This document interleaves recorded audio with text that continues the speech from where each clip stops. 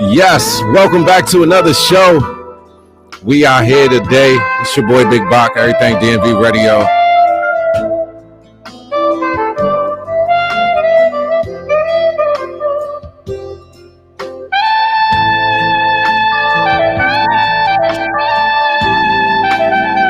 We back at it again. Yeah, it's your man I DJ know what's Work. going on. We have Dr. Gurley with us today. We're going to get to explore her life, her business, her triumph, and all the things that she's done in the community. We want to thank her so much for being here with us today. And thanks again, everybody, for tuning in. And right now, it's that time to go ahead and get you a nice cup of tea or a smooth glass of wine. We on chill time. It's everything DMV. Without no further ado, here's the young lady herself, Dr. Gurley.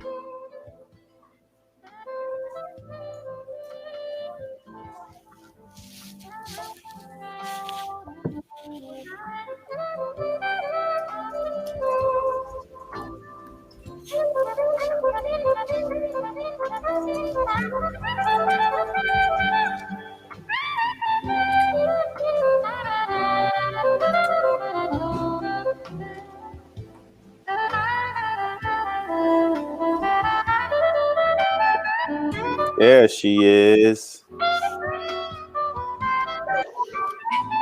Hello, Dr. Gurley. How are you? I am good. How are you? We're very, very well. Blessed. And glad to see you and be here with you this evening. Likewise, I'm happy to be for having me on. Absolutely. You literally could have been anywhere in the world and you are really here with us. Thank you so much. Now, we're going to start it off the correct way. First question. What are you unapologetic about today?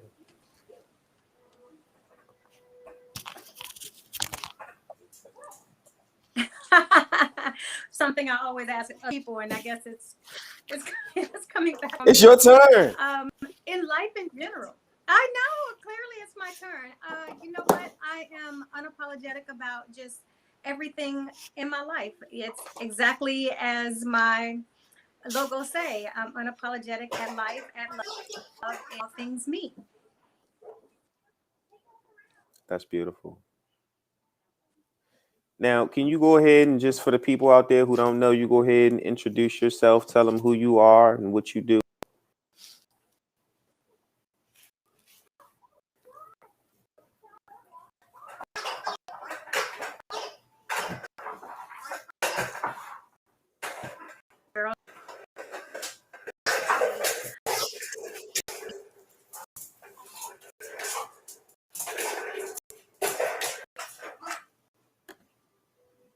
Podcast host. I'm a woman with a lot of hats. That's me in a nutshell.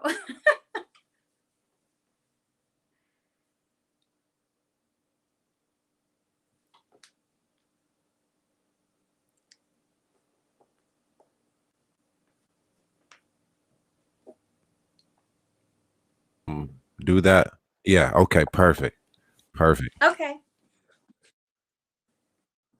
Okay. I'll be right back. Those who don't know, Miss Gurley Dr. Gurley, I have to get this right, has done so much. It's the amount of work that she's done is incredible. And what I'm going to do right now is just share a little piece of something that, she's done recently. A lot of people may not know, but it's good to know these things because you get to see what type of caliber person that we're visiting with today and, what they've done in their lifetime. So it gives us the opportunity to, really dive in, take advice, admire, and, be a part of something, greater than ourselves, and being able to tap into uh, being able to be a part of that. So I want y'all to take Absolutely. a look at this. This is just aired, and y'all are really going to like what's going on here. So without any further ado, uh, here it is right here. This is what we're doing. This is what we have going on. This is the person that we're talking to. To get the most out of life, you gotta push for it. Push away fear. Push away boundaries. Push yourself and push each other. No matter what life throws your way, just keep pushing. Like we did. Salt and Pepper, the movie event, premieres Saturday at 8, Lifetime. Yeah, so if y'all got to see that right there, y'all will know that we are dealing with somebody who's about the culture, who's about what's going on, and just amazing, very amazing. So back to Dr. Gurley. Okay. I think everything should be good now. Yes, she is. She in real time now. Yeah. Awesome. Yes. So I know it's a lot to go over. So just starting off, where are you from? Well, who? Tell us who you are, where you're from, and just a little bit of your background. Okay, so I am a military brat, so I'm sort of from kind of everywhere. I grew up between Georgia and Washington, D.C., where my mom and my dad are from. And so I've had the pleasure of just kind of merging cultures, not having to fit into one place or the other, but just having the opportunity to grow up between the two. Gosh, I'm trying to think, what was the other question? I'm so thrown off. No problem. Yeah, just a little bit about where you're from and your background. So my background is very diverse. And as I was explaining before, I wear a lot of different hats. And so I really started out in behavioral health, which I always tend to wear that hat, but it was such a stigma back in the day to say that you were going to therapy. I would have basically have been broke. So I changed gears, and after being a program educator for behavioral health for 3 years, I went federal and ended up in government budgeting and stayed there for 14 years. So I'm also a military vet. I was a medic in the military. So, I do have a little bit of a medical background as well. So that as you can see, it's very, I have a very, multi-layered life. And, as far as being a professor, I started teaching when I was 28, right after I finished my master's degree, and so just loved it. I also decided that, higher education was for me because I wanted to teach.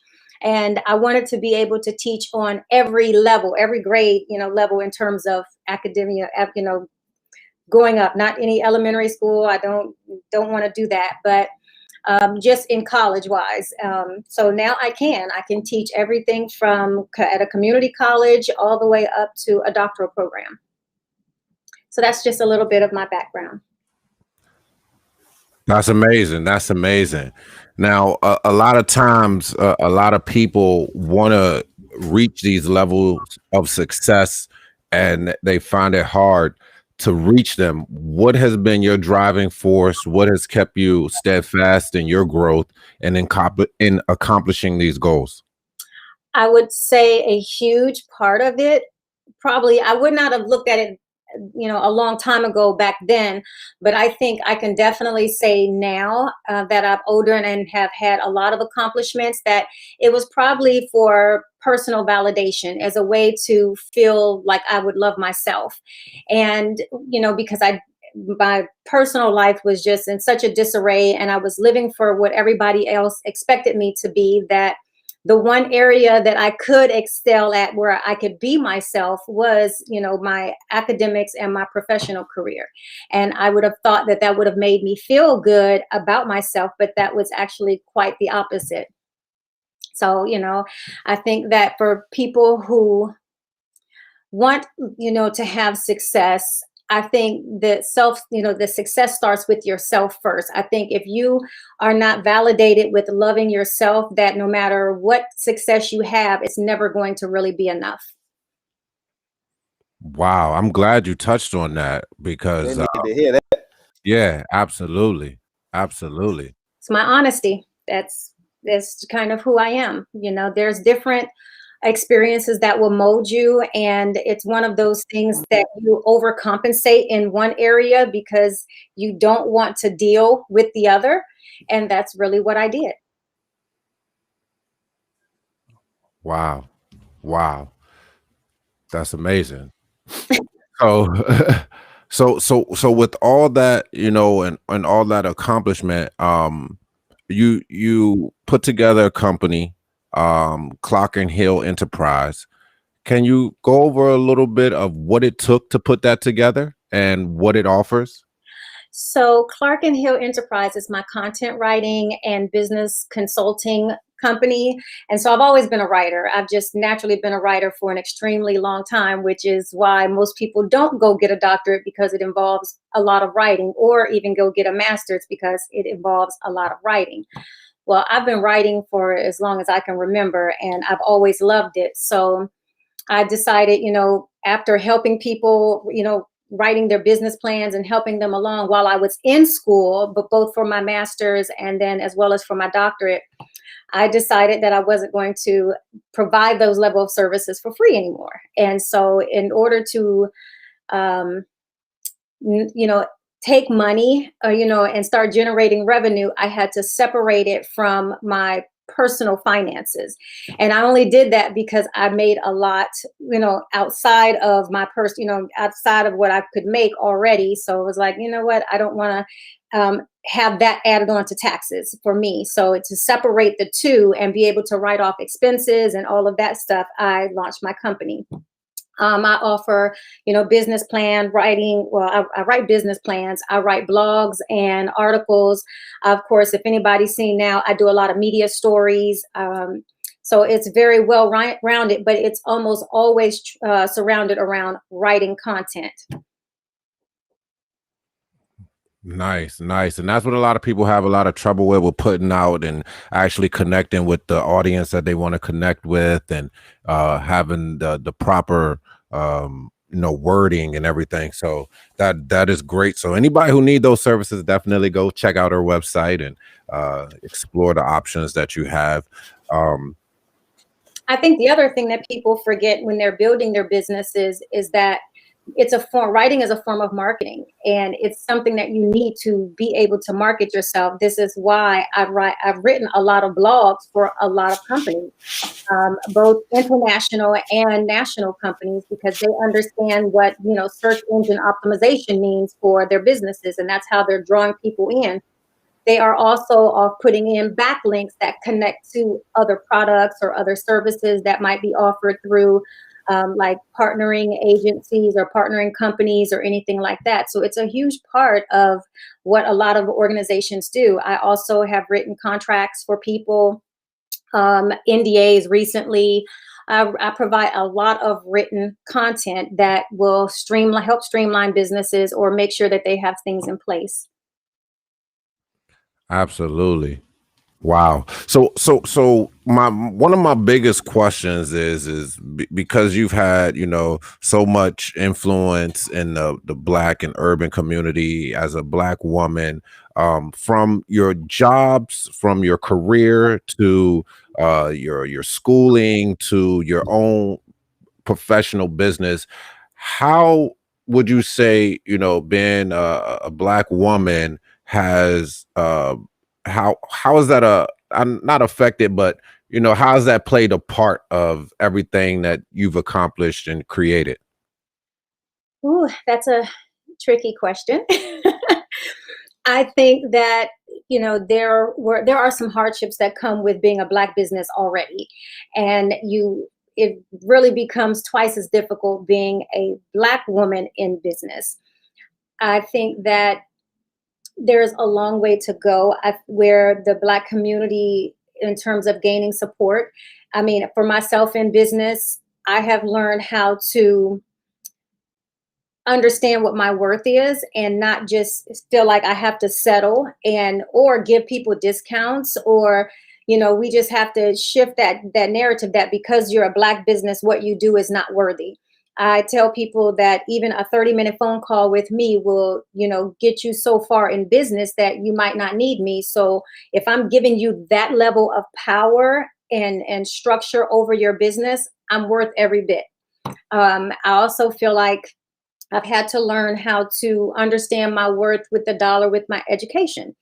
I tell people you get what you get. I'm a college professor, so it's not as though I'm not skilled in providing feedback, or, I've been a supervisor before, so I understand that level. I didn't get to be a GS-15 in the government by just, clapping my hands along the way. I learned and I, educated myself, and I was really good at my job. And so when I look at being a Black woman in all of that space, I feel like it's never been appreciated until after I was gone.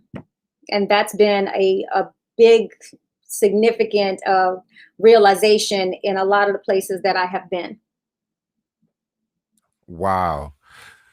What I have found, and my research and talking to other Black women that's as successful as you, is that it's always been seemed as attitude when a Black woman is asserting herself and standing in her position. Do you know why that is, and have you had any of those experiences? You know what? I've written about that in my book, and I think that is such a stereotypical narrative. But in my book, I equate it to I've gone out to a nightclub, for instance, or I'm at a bar buying a drink, and I can assertively say to someone that I am not interested. And, after persistence on their part, I can still assertively say, no, thank you, I am not interested, and be called all kinds of derogatory names.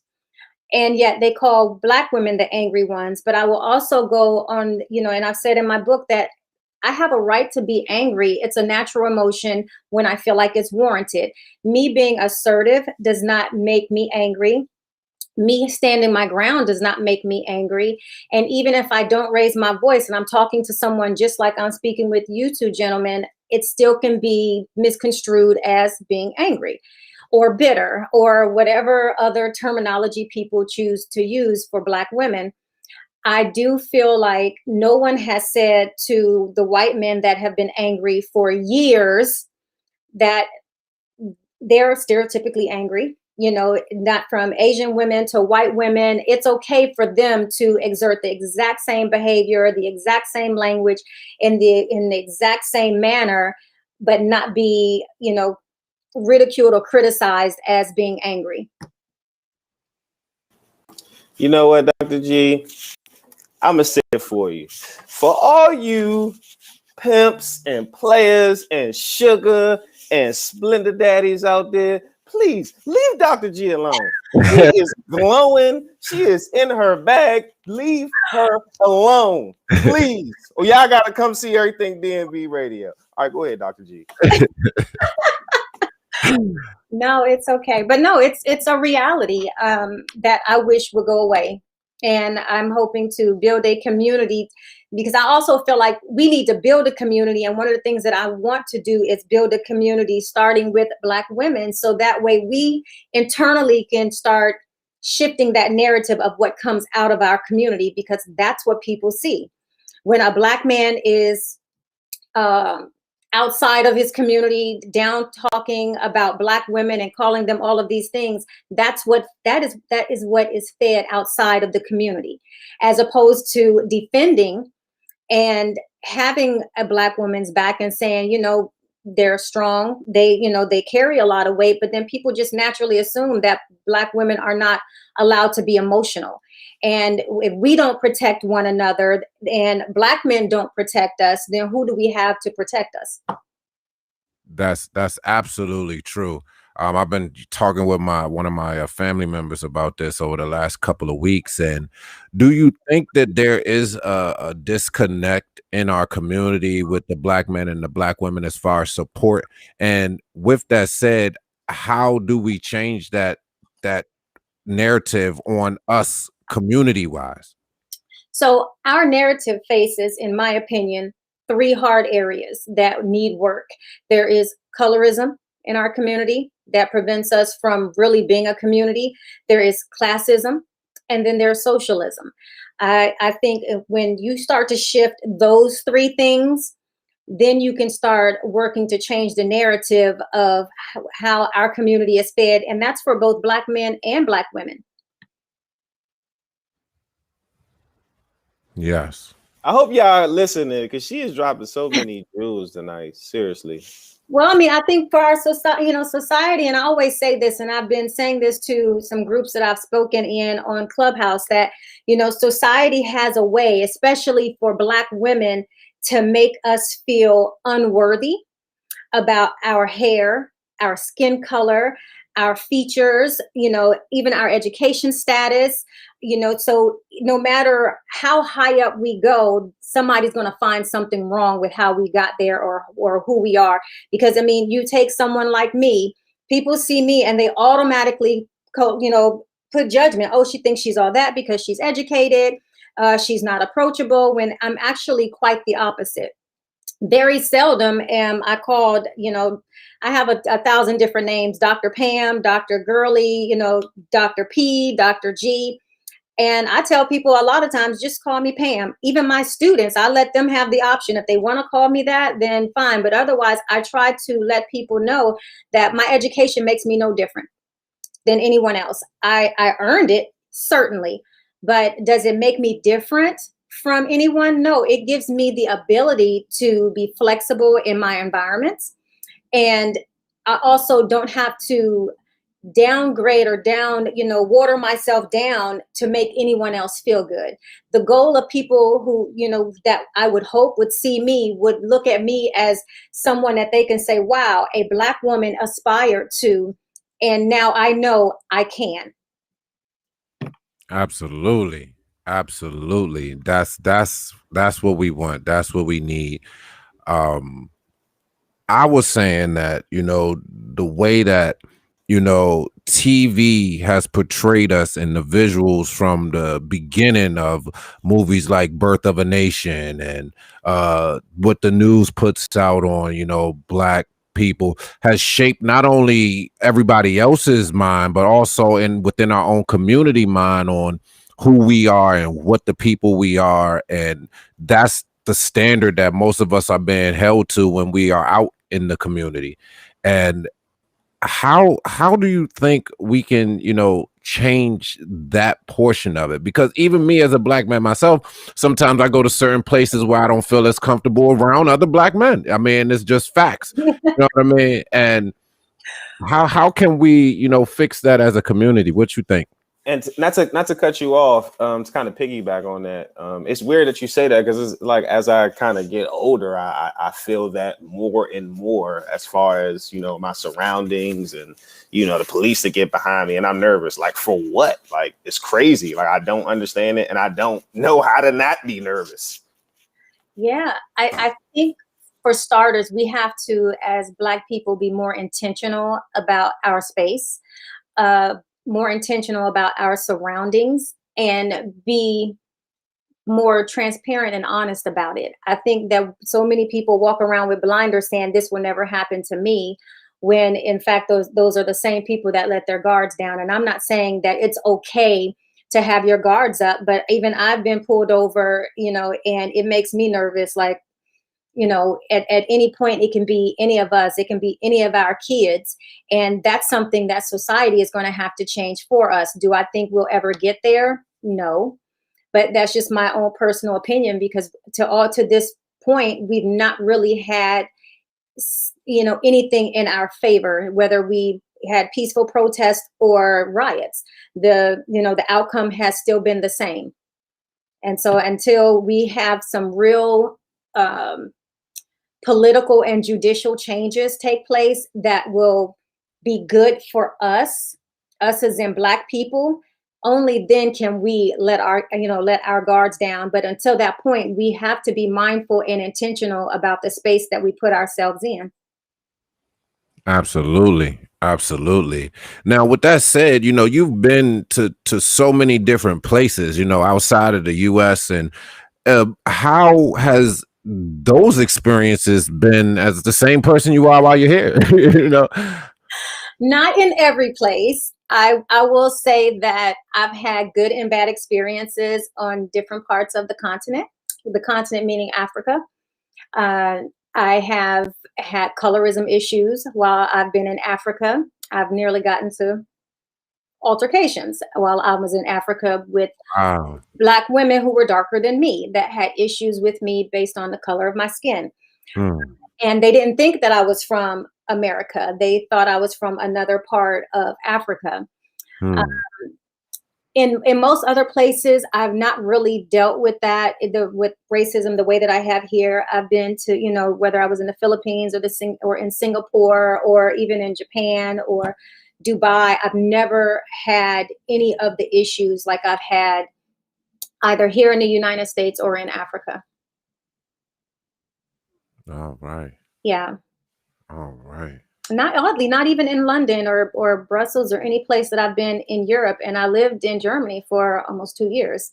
And I still did not have the level of racism blatant, at least, while I was living overseas or traveling overseas, other than being on the continent, in South Africa, particularly.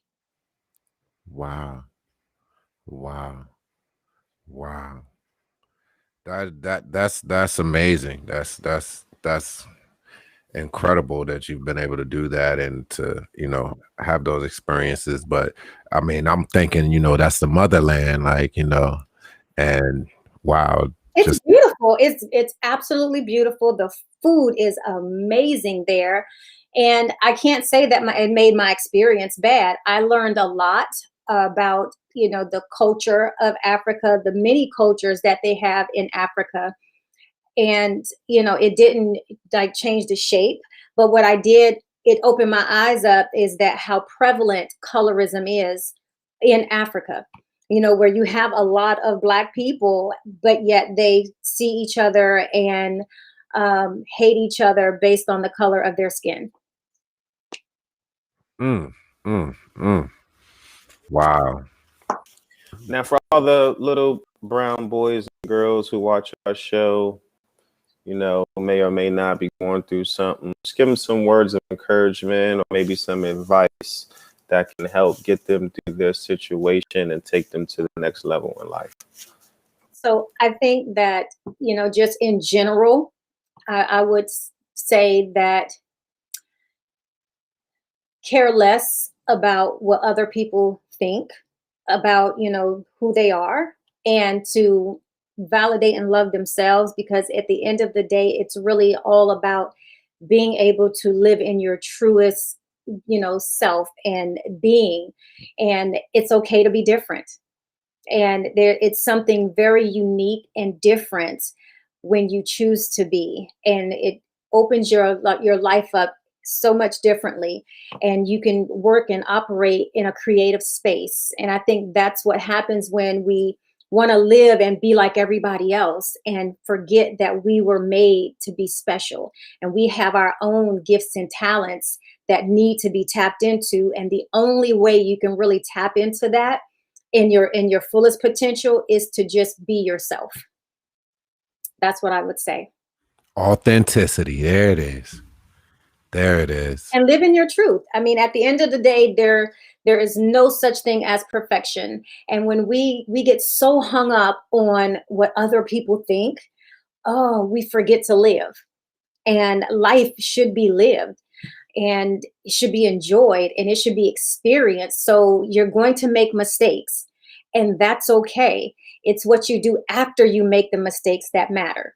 And it's about accountability of those mistakes that you make. That's going to, one, help you grow as a person, and two, help you realize that everyone around you is just as imperfect as you. And that's the beauty of being different and being yourself.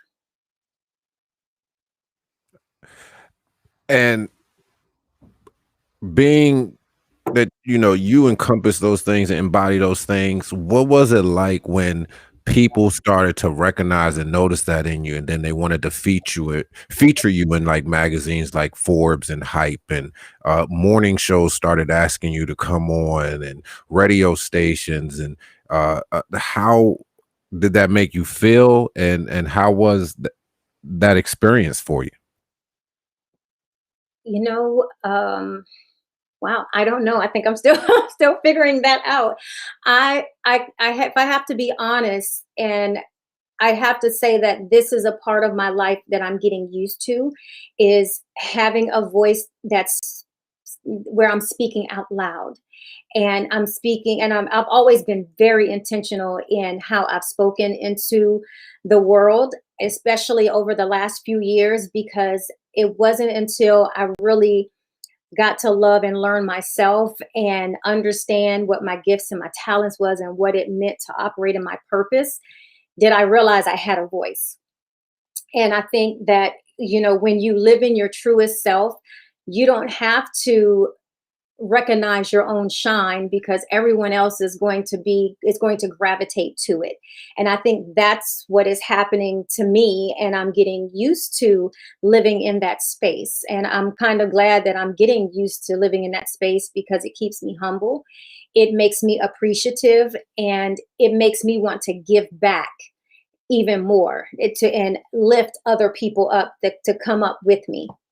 So I think for me, just having these opportunities, like even with that, what you all are giving me to, you know, to, as people say, drop gems about real life, and it gets people away from the monotony of not being themselves, not being honest with themselves. And that's one thing that I feel like came out of COVID. People are now having to cope with who they are. And I'm so glad that I got to find that out before being stuck at home. So I've learned how to live at my fullest potential, because I did not and do not have to be here. You know, no one is promised life in an hour from now, a minute from now. And so you have to live understanding that it's better to live and let the people around you see your happiness and see that glow and gravitate to it, to be a part of it, rather than push away from it because they don't feel like it's serving them as any good. Mm, mm. When you said that, and having your voice now being, out in public, I thought of the song hit me like, "This little light of mine, I'ma let it shine." That's how it hit me. Like, and I think for everybody to have that opportunity, does come with, some calm and some, relief of, being yourself and being who you are, and not like, and I want to accomplish those things. So I thank you again for, being here and talking to us. I appreciate this. I always tell people, sometimes, like, even when I'm doing interviews, people would ask me, can you send me questions so that I can prepare? And I do that, but I also, I don't have that expectation for me, because I don't feel like I really need it. I think that if you live in your truth and you live authentic, I'm not afraid for anyone to ask me anything, because I'm not ashamed of who I am, who I have been, who I was in the past, who I want to be in the future, who I am right now. This is what you see is what you get. And I love every bit of the space that I'm in. So for me, you don't, as they say, if you don't have to get ready if you live ready. Yes. And that's what I do. I live ready. Yes, proper preparation. Yes, indeed. Life is proper preparation, good, bad, or indifferent. I've grown through all of my experiences, so I wouldn't change a thing. I wouldn't change any bad experience or bad decision that I've made, because they're teachable moments. And that's what experience is. They are really teachable moments. Absolutely. What's your favorite food, Dr. G? I don't have one. I'm a foodie. I like everything. I think it's easier to say what I don't like. Mm-hmm. what I do like. Like I found out really quick that I don't like raw silkworms. They were disgusting. What? There again, I have tried, Yes. yeah, I've tried different foods. I've eaten fried grasshopper, just yeah. Wow. I don't know if I can do it. We can't even hang out, Dr. G. You on a whole nother level, Dr. G. You know what? You don't know whether you'll like something or not until you try it. Try it. Yeah. Dr. G, I don't even eat ketchup. So you're talking to the wrong person. I'm not even on that type of time, Dr. G. I know I'm not eating no grasshoppers. You have to also try things more than once. I mean, for your palate to get used to it. I mean, and I equate it to this. People will go and have a drink that they don't like, but then they keep drinking it because eventually they like it. It's the same way with food. And so for me, I'm like, I'm willing to try it. And I won't just try it once and say, oh, I don't like it, and I won't ever try it again. I'll typically try it a few times to see if my palate can adjust. Crazy. Hey, I'm gonna try some new thing. I'm about to go fry me up a grasshopper. Peanut oil. I was at a restaurant in Mexico, so I don't know. See, Dr. G, you done got him started. He's going to throw up and not even make it to the next interview. We got 3 more interviews to do tonight, and he is not going to make it. Come on, man. Stop that, boy. Well, don't try it tonight. Okay. Try it another night. I also would say you might, I don't know, go to a restaurant and try it. I tried it when I was in Mexico City, and it actually tastes like potato chips. What? They taste just like potato chips to me. I'm about to go get me a bag of grasshoppers right now. Once you pop, you can't stop. Well, I don't go that far. I only ate like three or four of them, and they weren't bad. I didn't bring myself to eat the ant eggs though. I didn't try that. Ant eggs? What type of menu? Wow. I travel to different countries really based off of food. I love to eat where they eat at. So I tend to go off the beaten path. I want real culture food. Nice, yeah. We can take you to Northwest DC and get you some lightning bug eggs if you want to. But you know what? In DC, I catch some lightning bugs real quick. My favorite is Restaurant Week. That's why I hate COVID right now. The only thing I hate about COVID is Restaurant Week is just not the same. When Restaurant Week comes up, I eat out every single day, either breakfast, or lunch or dinner all week. Trying different places and trying nationalities and all of that. The best. Yes. I'm with you. Nah, I'm with you. I've definitely tried some stuff over the years. That holistic, approach to the world that you've acquired, how does that play a part in your life today? It does, because it allows me to interact and understand,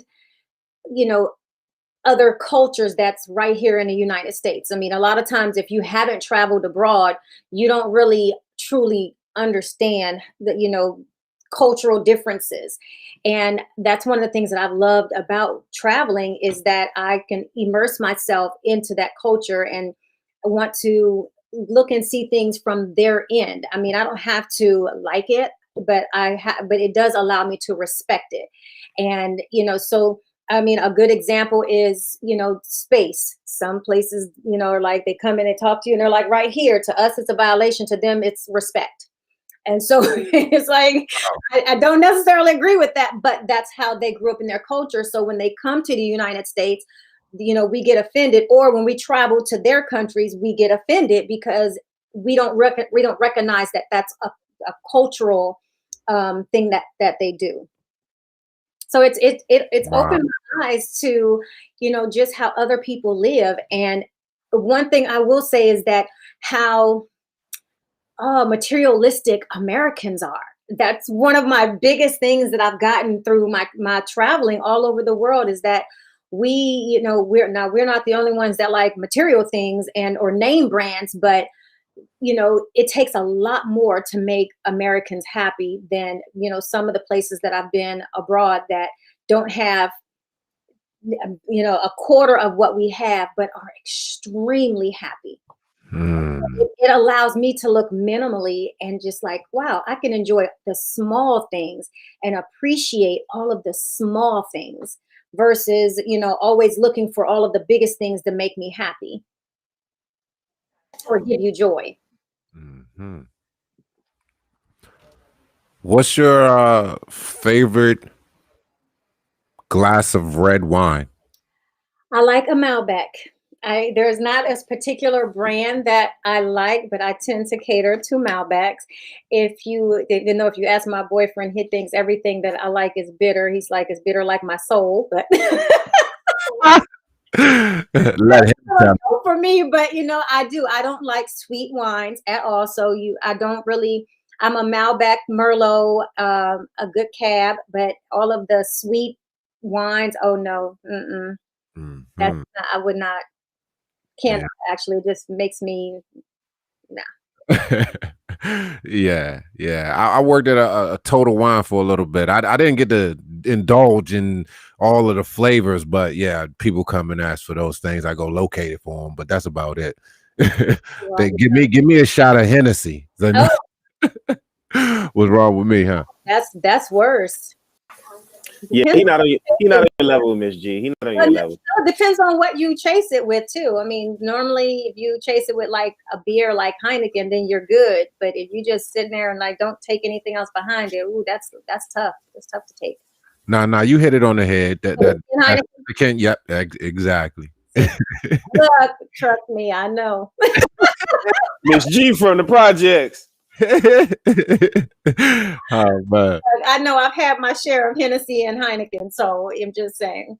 Yes. Then I was like, don't let titles fool you. We are, most people with titles are very down to earth people and just like normal people, as you can see. Yeah, human. Very much so. Very much so. I've seen Married to Medicine. We know how y'all get down. Terrible. I've never seen that show, so I've heard of it, but I've not seen it yet. Yeah, they're regular people fighting, cussing, doing everything. Oh, of course. Of course. But that's just the beauty of being able to just let your hair down and just live in your truth, if that's what you're doing with your own reality TV. But I mean, that's subjective. Yes. But honestly, being able to let your hair down and just relax, it's already hard. Life is already hard enough. There's no need on, feeling like you have to, have a persona or whatever, all day long, if that's not who you are. Right. There's a time and a place for everything. Yes. And talking about this, online, this virtual, this media, how has that been for you with, from Stella Awards to the Black Media Honors Awards, Wendy Williams Lifetime, Little Women of Atlanta, and just the newest edition, the Salt and Pepper Lifetime? Like, how has that been in those experiences? You know what's so unique about those experiences? I have nothing to compare them to.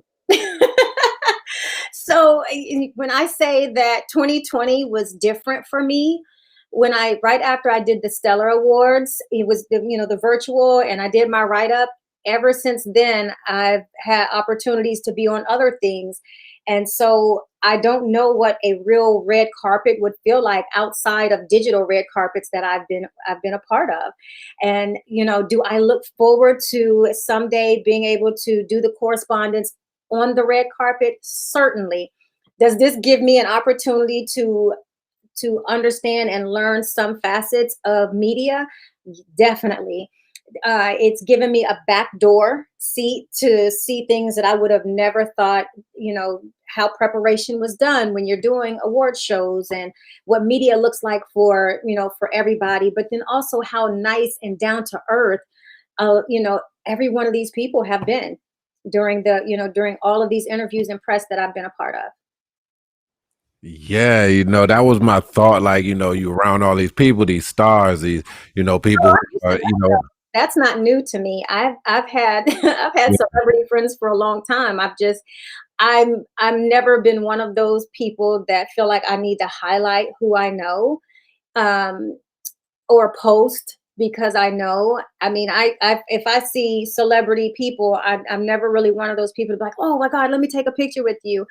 I've just always seen people as human, and maybe that's because I've always had, friends in the industry to some extent, that it's always made me look at the human side of people. But for me, it's just seeing people as human, but just understanding that they're during press times that they are so themselves still.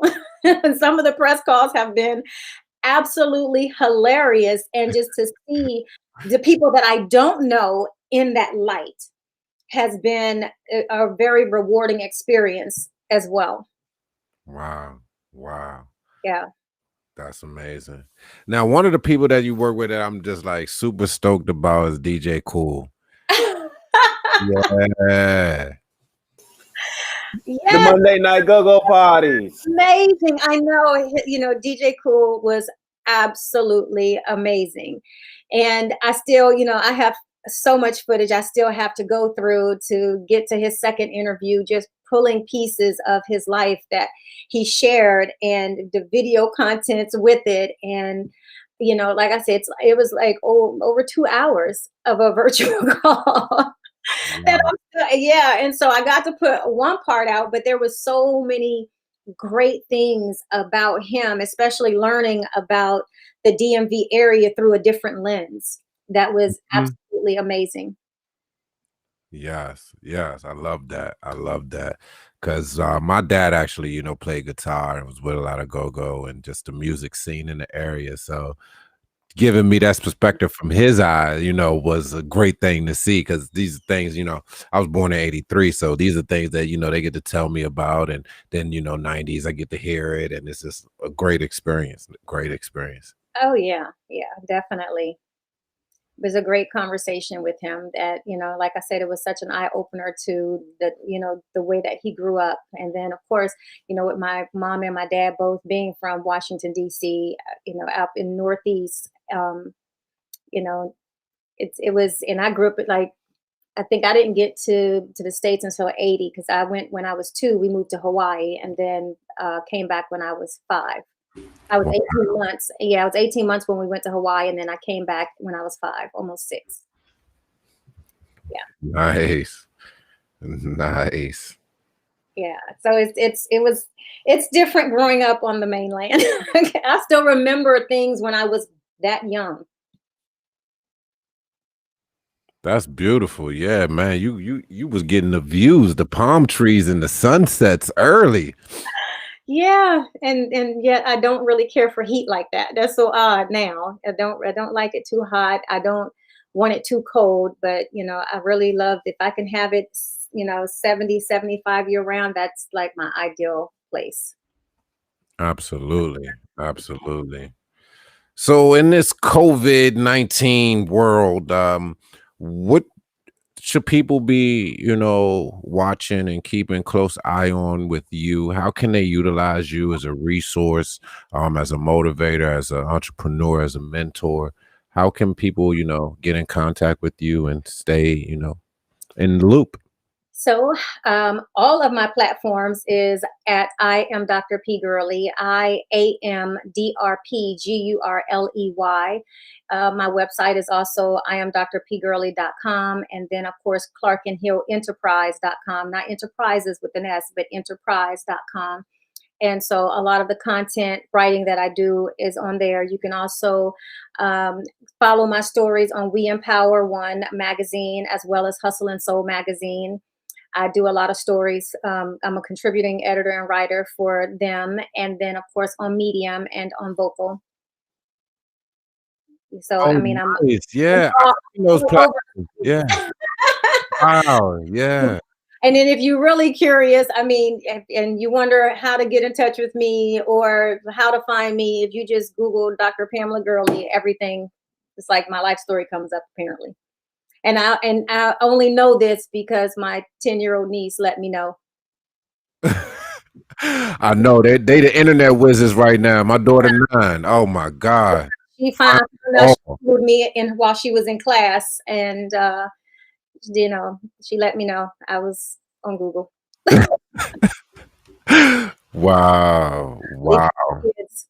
Well, you are extremely layered. We love everything that you have going on. You inspire so many people, and we really truly cherish your contribution to the world, to showing other people that your dreams are possible. And we really thank you for coming on today. Yeah, thank you so much for having me. I've so enjoyed this conversation, and I'm wishing you both much success, continued success with your, with everything you're doing for your platform, and that you're giving voice to people who, make a difference. Change starts, this way. Absolutely. You dropped some gems on us. You gave us some encouragement, even gave us some of the bad that you so But you know what? Everything that's bad has a way of being shaped into the good. So people need to remember that. Absolutely. Thank you so much, Dr. G. We appreciate you. All right. Thank you so much. I really appreciate you both as well. Have a great one. Likewise. Thank you. Take care. Made my co-host so much smarter tonight. He came out with like 8 different words I've never heard him say before. Like, I really think he read a dictionary before he got in this interview. He likes to talk a lot, so he don't. I haven't said nothing all night. You've been hogging the interview. You've been hogging, but it's me and you. Miss G, we cousins, so we argue. We're gonna let you get off here. I'm gonna cuss him out once soon as we get off here. But you hogged the interview, bro. Bye. Have a good one, Miss G. My bad. I ain't mean to. My bad. Thank you so much. You take care. Hey. That was tight, man. Yeah, absolutely. Dr. G, she getting it in. That was a lot of good information she just gave y'all, man. I really hope y'all was paying attention. And y'all wasn't over there, smoking weed and doing all that other shit that y'all be doing the other time y'all watching our show. Sometimes it's not always about that, sometimes. You know what I'm saying? We want to smoke some phone. It didn't have to be a J. You know what I'm saying? Switch it up. Absolutely. Y'all see what's going on, man. It's your boy Big Bach. Everything DMV ready. I'm in the building with my homie. It's your man DJ Work. Rocking in. Everything DMV radio. Yes. We'll be right back at 9:30 with our next guest. Thanks for tuning in.